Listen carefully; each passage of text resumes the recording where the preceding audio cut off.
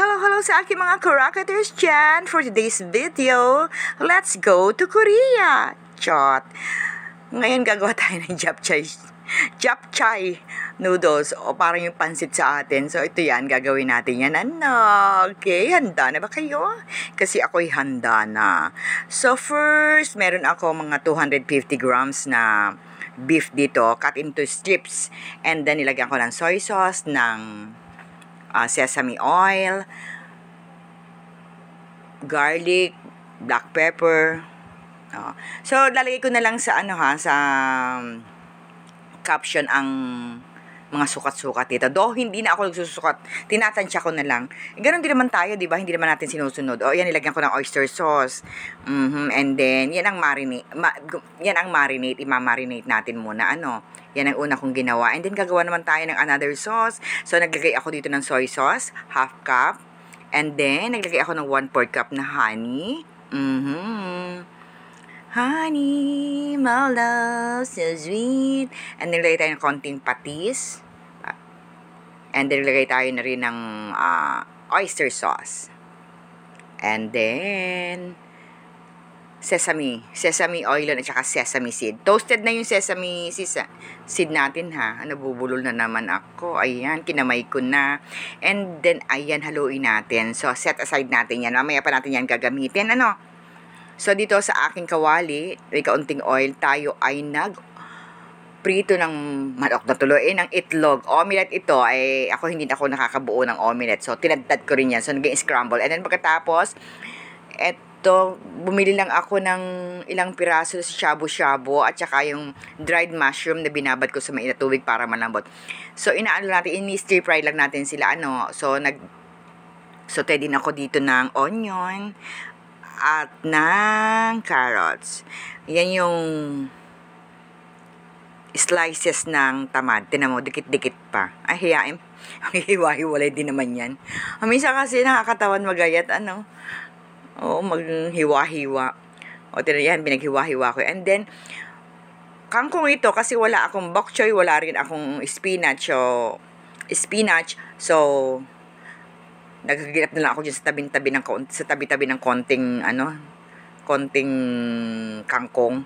So, ito na, in-stir fry na natin ang ating beef. Ayan. Ito na yung huli nating isusute. Saute, hindi para saute. Saute. So, ayan. Hayaan lang natin siyang maluto. So, isang panho ang ginamit ko dyan. Ayan, luto na yan. Malambot na yan. Okay. Tapos na yan. Wow. Sizzling na yan. So, ngayon naman, meron ako ditong Korean noodles. Mabibili ito sa supermarket. 500 grams lang to. At ating ito ilalaga. So, nakalagay sa packaging yan. Instruction niya is 5 minutes lang. Pero hindi ho totoo. Sinungaling sila.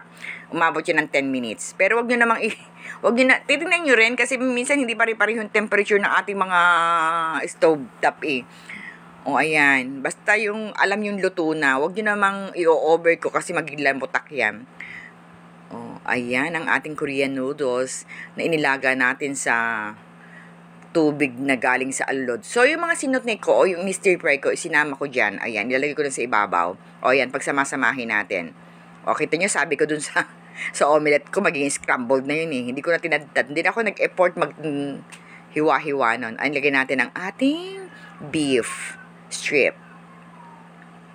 Ayan. At ngayon, ilalagay natin yung ating sauce na ginawa kanina. Yan. Ibuhos natin sa ibabaw. Yan.